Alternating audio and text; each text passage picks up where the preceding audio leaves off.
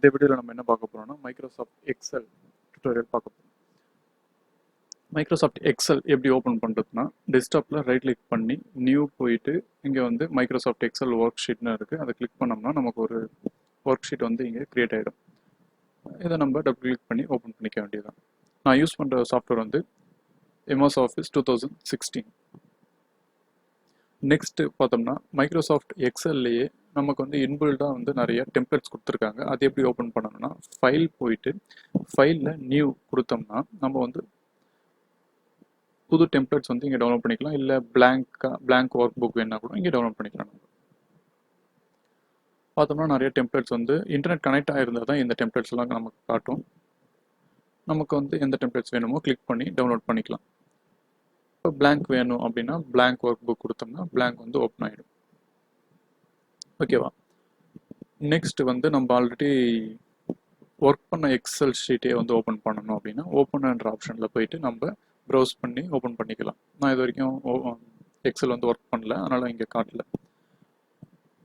Next பார்த்தோம்னா நமக்கு வேர்டில் கொடுத்த அந்த ஆப்ஷன் தான் இதில் இருக்குது. கிளிப்போர்ட், ஃபாண்ட்டு, அலைன்மெண்ட் இருக்குது. ஓகேவா? இப்போ கீழே பார்த்தோம்னா இங்கே ஒரு பாக்ஸ் இருக்குது. இதை வந்து நேம் பாக்ஸ்ன்னு சொல்லுவாங்க. இந்த நேம் பாக்ஸ் எதுக்குன்னா நம்ம இந்த பாக்ஸை வந்து இப்போ எந்த இடத்துல போயிட்டு வைக்கிறோமோ இங்கே வந்து அது செலக்ட் ஆகும். இப்போ பாருங்கள் சியில் வச்சுருக்கேன், சி தேர்ட் ரோவில் இருக்குது, அப்போ C3 இருக்குது. இப்போ நான் வந்து இயில் வைக்கிறேன், E2 வந்து ஜியில் வைக்கிறேன். இப்போ பாருங்கள் G7 வைக்கிறேன். இப்போ G7 வந்து பார்த்தோம்னா இப்போ நான் இப்போ சும்மா டைப் பண்ணுறேன். இப்போ இங்கே வச்சு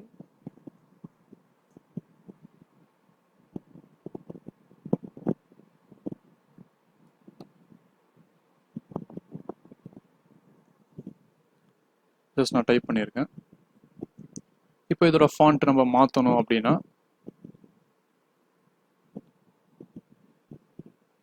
இதில் போயிட்டு நமக்கு எந்த ஃபாண்ட் வேணுமோ நம்ம அதை வந்து வச்சுக்கலாம். ஓகேவா? ஃபாண்ட்டோட சைஸ் வேணுன்னா கூட நம்ம இங்கே வந்து மாற்றிக்கலாம்.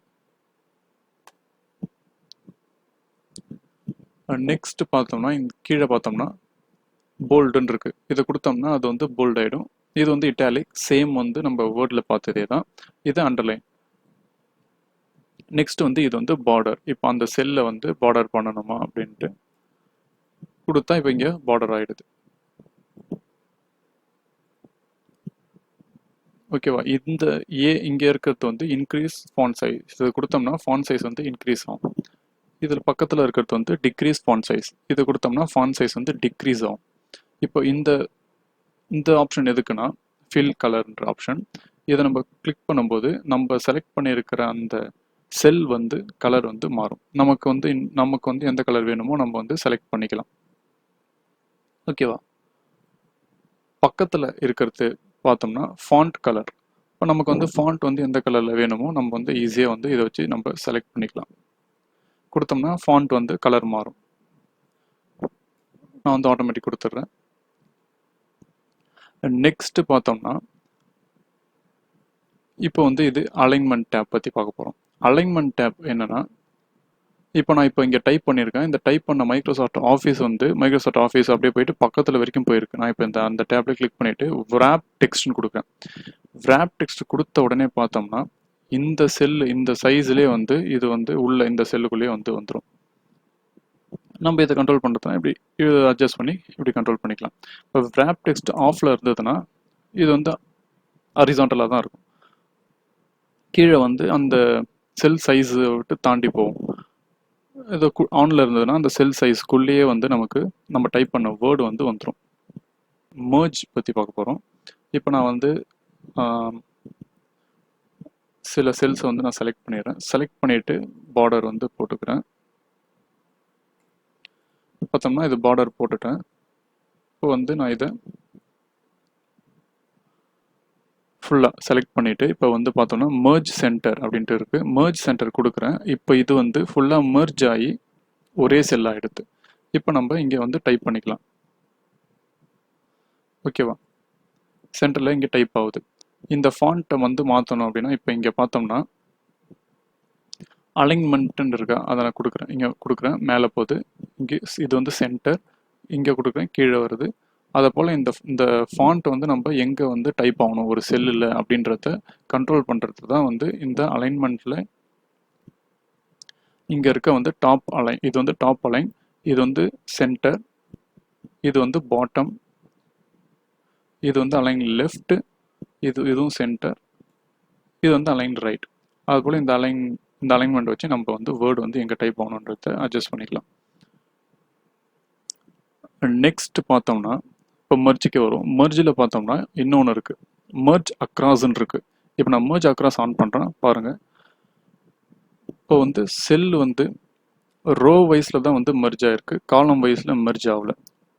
இதான் வந்து மெர்ஜ் அக்ராஸோடைய யூஸ். மெர்ஜ் செல் அது கொடுத்தோம்னா கூட செலக்ட் பண்ணிவிட்டு மெர்ஜ் செல் கொடுக்குறோம். மெர்ஜ் செல்லும் வந்து the same merge and centre மாதிரியே தான் இதுவும். அன்மெர்ஜ் கொடுத்துருக்கோம்னா இது வந்து அன்மெர்ஜ் ஆயிடும். பார்த்தோம்னா செல்ஸ் எல்லாம் வந்துடுது. இப்போ வந்து ஒரு பாக்ஸை மட்டும் நம்ம செலக்ட் பண்ணால் அது செல்னு சொல்லுவாங்க. டோட்டலாக இத்தனை செலக்ட் பண்ணால் இது வந்து ரேஞ்சுன்னு சொல்லுவாங்க. நான் இன்னொரு வாட்டி உங்களுக்கு மெர்ஜ் பற்றி சொல்கிறேன். ஃபஸ்ட்டு மெர்ஜ் அண்ட் சென்டர் இருக்குது, நான் அதை கிளிக் பண்ணுறேன். இப்போ வந்து எல்லாமே மெர்ஜ் ஆகிட்டு ஒரே செல் ஆகிடுது. நம்ம டைப் பண்ணது வந்து சென்டராக வந்துடுது. நம்ம இதை வந்து அலைன் பண்ணுறதுனா வந்து இந்த வேர்ட்ஸை வந்து அலைன் பண்ணுறதுனா இந்த சைடில் இருக்க டாப் பாட்டம் இந்த அலைன்மெண்ட்டோட ஆப்ஷன் வச்சு நம்ம அலைன் பண்ணிக்கலாம்.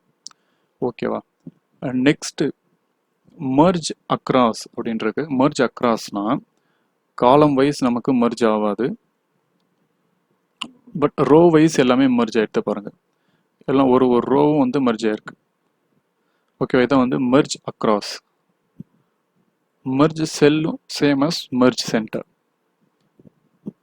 அன்மெர்ஜ்னா நம்ம வந்து மறுபடியும் அந்த செல்லாம் எடுத்துகிட்டு வந்துடலாம். ஓகேவா? நெக்ஸ்ட்டு நான் சும்மா மெர்ஜ் பண்ணிக்கிறேன். நெக்ஸ்ட்டு இந்த சைடில் மேலே பார்த்தோம்னா ஏபி போட்டு ஆரோ மார்க் வந்து ஒரு ஆங்கிளில் இருக்குது. அது வந்து ஓரியன்டேஷன்ற ஆப்ஷன். இப்போ இதை வந்து நம்ம ஓப்பன் பண்ணி பார்த்தோம்னா இதில் நமக்கு நிறையா இருக்குது. Angle, counterclockwise, vertical text அதெல்லாம் இருக்குது. நான் இப்போ இதை கொடுக்குறேன். பார்த்தோம்னா நம்மளோட டெக்ஸ்ட் வந்து இந்த மாதிரி ஒரு மாதிரி டில்ட் ஆகிருக்கு. இப்போ இதில் இருக்கிற இந்த ஆரோ மார்க் இருக்கிற டைரக்ஷனுக்கே நம்ம டெக்ஸ்ட்டை வந்து டில்ட் பண்ணிடலாம். அதான் வந்து இந்த ஓரியன்டேஷனுடைய யூஸ். இதுபோல் நான் எல்லாமே வந்து டைப் பண்ணுறேன் பாருங்கள், எல்லாமே வந்து மாறுது. ஓகேவா? இப்போ நம்மளே வந்து கிரியேட் பண்ணால் கூட இதை வச்சு நம்ம இது பண்ணிக்கலாம், மாற்ற முடியும். இதுபோல் டிகிரிஸ் வந்து இங்கே இருக்குது. இதை வச்சு நமக்கு தேவையான டிகிரிக்கு வந்து நம்ம இது பண்ணிவிட்டு நம்ம ஓகே கொடுத்தா அது ஆட் ஆகிடும். வேண்டாம் அப்படின்னா இதை வந்து மறுபடியும் போயிட்டு இந்த கிளிக் பண்ணோம்னா அது வந்து போயிடும்.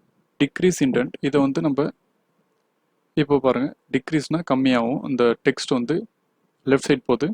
இன்க்ரீஸ்னால் ரைட் சைட் போகுது. இந்த ஆரோ மார்க் எப்படி இருக்கோ இந்த ஆரோ மார்க் டைரக்ஷனுக்கு நம்ம டெக்ஸ்ட் வந்து மூவ் ஆகும். ஓகேவா? இந்த decrease indent, increase indent option வச்சு நம்ம இது மாதிரி கண்ட்ரோல் பண்ணிக்கலாம் நம்ம டெக்ஸ்ட்டை.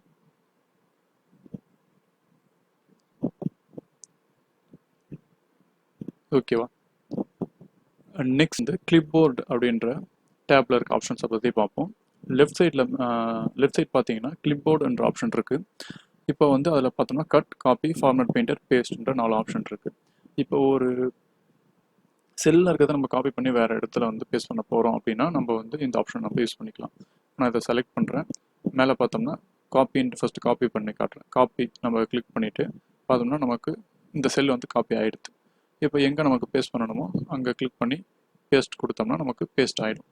எங்கெங்கெல்லாம் நமக்கு இந்த பார்த்தோம்னா இது வந்து பார்த்தோம்னா நமக்கு பிளிங்க் ஆகிட்டே இருக்குது.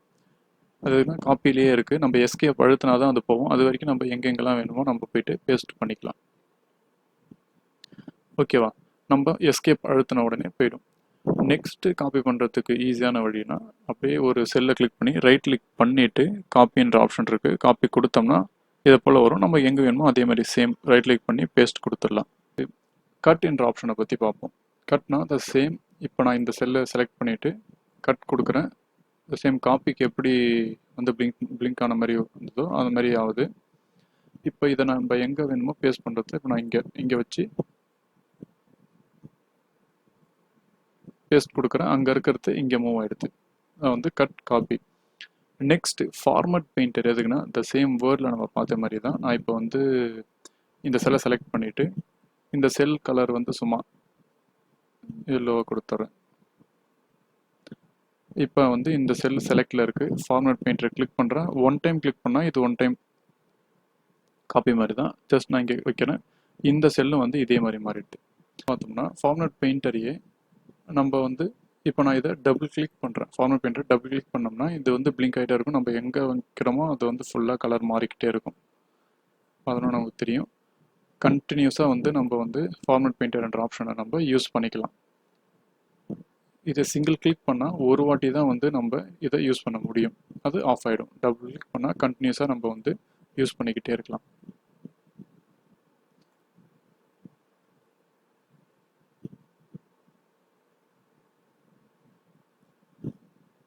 நெக்ஸ்ட்டு பார்த்தோம்னா இப்போ ஃபார்மட் பெயிண்டர்லேயே நான் இப்போ இந்த செல்லை வந்து சூஸ் பண்ணி மர்ஜ் பண்ணிவிட்டேன். இதை வந்து ஃபார்மட் பெயிண்டர் கிளிக் பண்ணிவிட்டு இப்போ நான் இங்கே போய்ட்டு வைக்கிறேன். அந்த செல்லு வந்து 3 வந்து மர்ஜ் ஆன மாதிரியே இதுவும் அப்படியே மர்ஜ் ஆகிடுது 3மே. இப்போ நான் இங்கே வைக்கிறேன். ஃபார் எக்ஸாம்பிள் நான் உங்களுக்கு பார்டர் போட்டு காட்டுறேன்.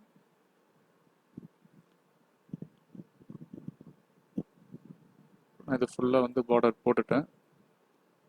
பார்டர் போட்டு அவுட் சைட் பார்டர் கொடுத்துட்டேன். இங்கே பார்டர் ஆகிடுச்சு. நான் இதை செலக்ட் பண்ணுறேன். ஃபுல்லாக செலக்ட் பண்ணிவிட்டு மர்ஜ் கொடுக்குறேன். இப்போ இதை நான் செலக்ட் பண்ணுறேன். ஃபார்மட் பெயிண்டரை கிளிக் பண்ணுறேன். இங்கே வைக்கிறேன். அதை பாருங்கள், எல்லா இடத்துலையுமே வந்து பார்டர் வந்து வந்துகிட்டே இருக்கு. நம்ம எங்கே வைக்கிறோமோ 3 செல் வந்து மர்ஜ் ஆகி நமக்கு வந்து பார்டர் வருது. இதான் வந்து ஃபார்மட் பெயிண்டருடைய யூஸ். தேங்க்யூ.